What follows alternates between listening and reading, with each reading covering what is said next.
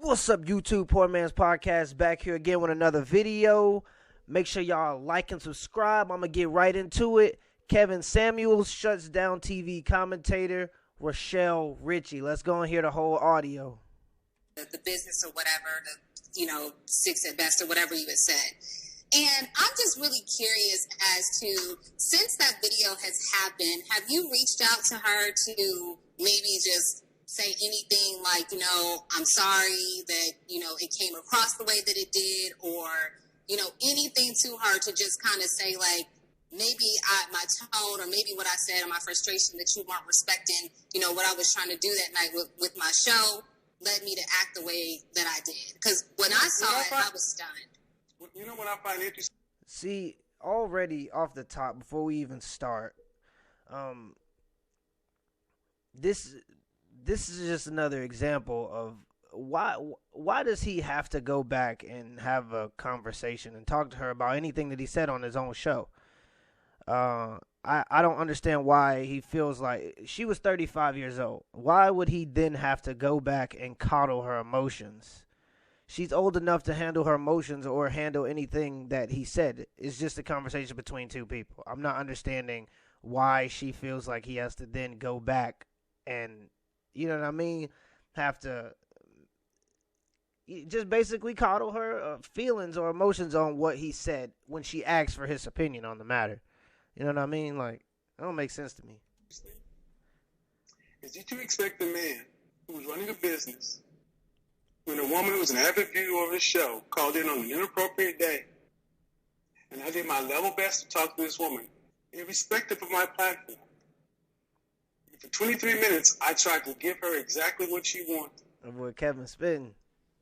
So, and no, has she called me to say, you know what, sir, I'm sorry for calling in on the long day. I know I should have did that. I'm sorry for not paying attention, picking up my phone, doing that. I'm sorry for laughing and acting inappropriate. See, but that's the way the conversation's always been. It's always on the black man to bend over backwards and come back to queen black woman and beg for your forgiveness. It ain't gonna happen. I said what I meant, and I meant what I said. That's why it's up. Okay, and that's fine. Okay, so you didn't. So my thing is that I didn't, nor should I. I didn't, and I don't, and nor should I have been expected. Okay, and that's fine. That's your it's your show, it's your decision. But this is the other thing.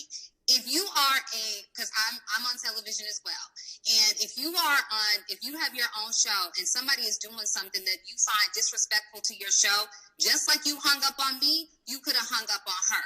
You know what I'm saying? Like, you didn't even have to continue having the conversation. Please don't tell me what I should or should not do. I didn't say you. I said you could have. Rochelle, I could have done a lot of things, but I did what I did. Yeah, I know you did. Well, he did what he did because he felt like she deserved the honest truth. I don't understand why people want people to lie to them for years and years on end about a goal. Why wouldn't you want an honest opinion from an expert so you can take the information and apply it to your life if you want to achieve whatever it is you came and spoke to that expert about? I just don't understand what's wrong with the truth. Why is the truth so bad that when we hear it, just because it offends what we normally believe, we immediately think the person is bad for having to tell us that truth? The truth is the truth regardless of if you know it or not. So regardless of if he told that girl whatever he told her, that she's a 6 at best, it would have been the truth. Or that you're average at best is what he said. It would have been the truth. Most people are average. What's wrong with being average? There is nothing wrong with being average. Everything is telling us that we got to be these superhuman beings, but it's okay to look average. You know what I mean? It is what it is. That's what life offered you. That's what you take, and that's what you got to use. But you can't hide the truth. There's power in knowing the truth. I'm just saying. Okay, but here's the thing. You're just saying, but here's the thing. I find it very rich. We are always telling men what we should do. They told Kevin Kelly what he should do in his restaurant, too. He put $1 million plus into a business during the pandemic to employ black people. And because he said, get the fuck out, I don't need your money, they wanted to cancel the brother. 82% of men say there are no marriageable women on the market. When are you ladies going to start listening to men instead of telling us what we should do? Exactly. There's always this underlying thing that that we have to, like, as men, we have to, we what we expect and what we want isn't really taken seriously. It isn't even really listened to. That's why we don't even say it anymore. So that's why 82% of men believe that there are no marriageable women on the market. And unfortunately, that's not something that women control. They're not going to be able to control who decides to actually marry them. So there's a lot of things you can control, but when it come down to that, you got to listen to what people buying, right? And people ain't buying your product. You got to start a product. You got to come with something that men want. Exactly. I didn't say okay. Yes, you have. I didn't say. I did not say what you. I didn't say you had to do that. But what I'm saying is, why would you think it's on my? Why would you think? Okay, why would you think it's on me to reach out to this woman and call her? She is not a poor woman. We moved past that, Kevin. Hold on, no. The thing is, hold on. My question is, I didn't ask you a follow-up question. Why would I need to follow up with a middle-aged entrepreneur, 35-year-old business owner, mother of one, to coddle her feelings like she's a 35 years old wounded little owner. bird? That's not what I said. I asked you I asked you if you did. I didn't say that you should have. I didn't say that you needed to. I just asked you a question. That's it. You didn't do it. Okay, moving on. I never said you needed to do anything. I just asked you. But you asked a question for a reason. Okay. And the thing is, here's what's kind of disappointing me about Rochelle and this. She works for Fox, so she's a commentator. So she knows the correct way to speak to somebody if you want to further the conversation. She's not talking to her white coworkers this way. She's not talking to anybody that may offend the channel when they come into her professional space. She doesn't talk to any of them white men this way. So why does she feel like she can get on his program and involve herself in his business and talk to him this way in his program? And it's probably because black women are a weapon against black men. Black women are used to speak over black men. In our culture, we have the only culture where our women are leading the conversation. In no other culture do you see the women leading the conversation. And it's because black women are used as a weapon against black men. If I were Gordon Ramsay, if I were Simon Cowell, I wouldn't be asked, well, did you say, did you really have to be the way when you told that person they are ghastly? Exactly. Ain't nobody gonna ask Gordon Ramsay to stop being so. Did you send him a message and say, I shouldn't have said it? Simon Cowell is a narcissist and an asshole too. So I mean, there's no difference between them two. Okay. She bunched them together. Interesting too. Mm-hmm.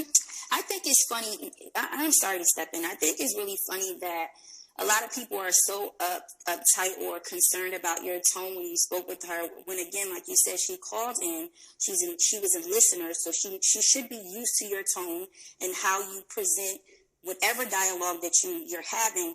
And she asked you questions that you were specifically answering, and she was ignoring. And I think it's a little funny that so many people feel that you were out of line when you were very clear. To me, you were extremely patient. And I also think that the woman was not expecting you to be as thorough as you were, because she was not really prepared. And so I don't think she deserved an apology at all. It wasn't a situation that required it. She should have taken the information as you gave it to her, and hopefully she'll put it forth, and maybe she'll get that six-figure guy that she thinks that she's, Well, see, of course, and I've been told that I've cursed the woman out. I said broad.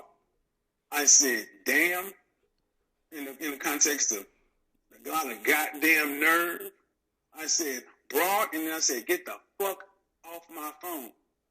Over the course of a 23-minute conversation, that was on the way of hanging up. But yet I've cursed this woman out. I've heard some of the most disingenuous responses from women. I've heard grown women that are about 10 years older than this woman call this woman a young, helpless woman and da-da-da-da. Here's the thing. If men are not going to speak to you like women, and if you need us to speak to you like women, go get a woman.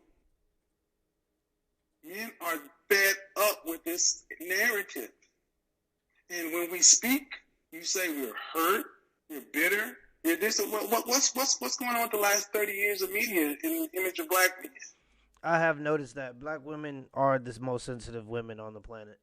And regardless of what is pushed, pretty much anything that a person does that makes any of them feel a certain kind of way, there's always 20 more to jump in and tell that person that they're bad for making them feel that way. It's always like that. Regardless of the facts, black women are used, their emotions are used as a weapon against them all the time. And especially with the Democratic Party, that's pretty much all they do is play on black women's in particular's emotions. That's pretty much all they do every time a campaign comes around. And then the black men are drug along and pressured to believe the same things because our women believe those things. And if we don't believe those things, we're canceled. Men are speaking their truths. And men are speaking what they're saying, and you're not going to silence them, shame them. You're not going to maneuver them, because here's what ends up happening. Like it or not, of the black men who marry and go to college and have a bachelor's or higher, 30% marry out. Why?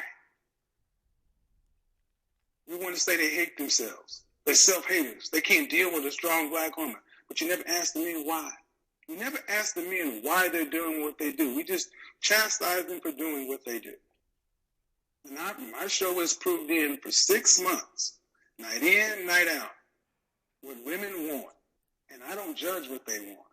I just ask, what's the likelihood of you getting it, and what does the kind of man that you want from a woman? And that's when it starts to fall apart. Why is it such a difficult ask to get the average sister to see where the men are coming from, especially the men that you say you want? It's because black women in particular don't really do well with criticism. They don't.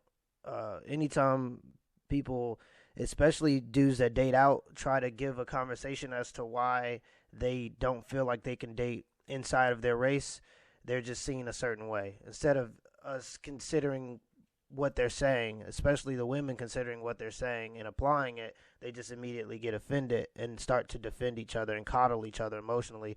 And that's okay, but it just doesn't get results, because now you've just made the girl feel like whatever she was doing or whoever was doing was right. But that's not the case. If the dude said that he felt uncomfortable about it in a certain way, he's just trying to give you his advice on what you could do to maybe be better. And I don't know. Those dudes always get attacked every time. I don't get it, but we're going to keep it going. Raise your hand. And I will say this too, to the men. Here's my challenge to the men, especially if you're one of the men that falls in this category. You guys need to stop being quiet. I know you have jobs. I know we have the cancel culture. But of the thousands of responses, women think that it's a minority of men because they're not hearing it. And unfortunately, we all have something to do in this regard. It's not just for content creators or these people. It's for average, everyday folks to start telling the truth. Here's over the holiday. When you go back home to your family, say what you really think and stop telling women what you believe they want to hear just to keep the peace. If you want a different outcome. Let's see. We got a lot of people with their hands raised. So, I'll go to Jared. You're next up. Jared. Hello. Okay, well, you gotta wait for him. You gotta wait for him to accept the invite to come up. Oh, okay. All right, cool. Agree with. I feel like that woman that came on, she sold herself short by. I think you asked her like to rate herself, and she said she was a 5, and I think she should have rated herself much higher if she. Why? Exactly. Why? If she feels like she's a 5, why rate yourself higher? I don't understand that. Like, the whole rating thing it always drives me up the wall, just because people just make it seem like it's okay. It's not bad to be normal, people. It's not bad to be normal. It's never been wrong. There's nothing ever that's been wrong with being normal and dating a person that's normal. Most people are normal. That's why it's normal. Regardless of what you want to believe, most people are normal. That's why even when you ask the question, and that's a big part of our ego. Even when you ask the question, what happened? Where would you be if it was a zombie apocalypse? Most people say, "Oh, I'm gonna go to the gun store and this and build this major fort." No, you're probably gonna be the majority that is a zombie. You're not gonna be special more than likely. You'll more than likely just become a zombie like the majority of people, and it's because they're normal, and that's okay. And I may be normal in certain aspects, but that's okay. That don't matter. Like, it's okay to be normal. Why? I don't think she believes she was a 5 either. But why? But my question is, when did it become so? Most people are average or normal. I feel like, okay, so you told her she was average at best. So I was not offended by that. That is. What does that mean? Let me explain what average at best means. When you are a 5 when you wake up, that means most of the times you are average. At best, you are a 6. So over your lifetime, you're average at best, and you're only getting older. Gravity is only taking more of effect. We know how this works. Okay, so aside from that, I think what Rochelle is referring to is like, and what you said is you called her broad. You told her to get the F off of your phone. I think you said men don't need to speak to women as women. Then what should they speak to them as? Like, how? No, speak to men. No, we don't need to speak to women like we're women. Oh, like you're women. Okay, I understand. But the thing is, like, it was your delivery. If that's how you decide to deliver things, it's okay. Everybody has their way. Actually, really, let's be honest. Really, it isn't. Really, it's not okay. It's not okay, or else it wouldn't be such a backlash. Okay. Well, I think part of the reason you do that is because it draws. It draws attention too. No. See. We don't ask men questions. We tell them what we do. You tell me what I do. You have a chance to ask me any question you want, and you're telling me about it. Okay, so why do you do that then? Like, why did you speak to her that way? Because it was deserved at that point. Did you watch the entire 23-minute video? Hold up. I'm sorry. Excuse me. Don't. Please don't. Was that Rochelle? Watching her. Yes, it was Rochelle, but. No, that's not going to work, ma'am. Okay, you don't have to. Okay, you don't have to be here. You don't have to. Oh no, I'm about to leave, but really quick. So your advice to men is to tell women. Goodbye. Again, Kevin, that was not nice. Whoa, why was that not nice? She was being rude. That's how you have to do it. That's how you have to do it. Stop. And that's where it was about to start. It's just normal in our culture for our women to do that. You don't see that happening in other cultures. Why would she just think that it's okay to just start coming on yelling at the dude when everybody's having a civil conversation? It's just okay and it's normal for that to happen. So he was supposed to sit there and take it, but he didn't. He just went ahead and ended the conversation, because there's no point in having a conversation with somebody that's so emotionally involved in the conversation that they can't. When you can't back out of your emotions and look at the conversation as it is, as soon as somebody starts yelling, you're no longer having a conversation. It's now an argument. And if you don't want to have an argument, there's no point in having an argument, because arguments aren't going to go anywhere. They don't ever go anywhere. Nobody ever learns anything. It's just two people now trying to be as loud as possible. And that's not where he wanted to go with it, because that ain't going to get nowhere. So I'm happy he just went ahead and cut it out. That is what the black community is used to. One-way aggression. You're used to women being able to be verbally aggressive and abusive to men, and we're just supposed to take it. I won't. Was that woman? So the reason why Ma'am, let me also say this. That woman is a professional. You know how to conduct yourself, but see, the thing is, black men are men not. There is a low-level contempt and lack of respect for the overall black male image.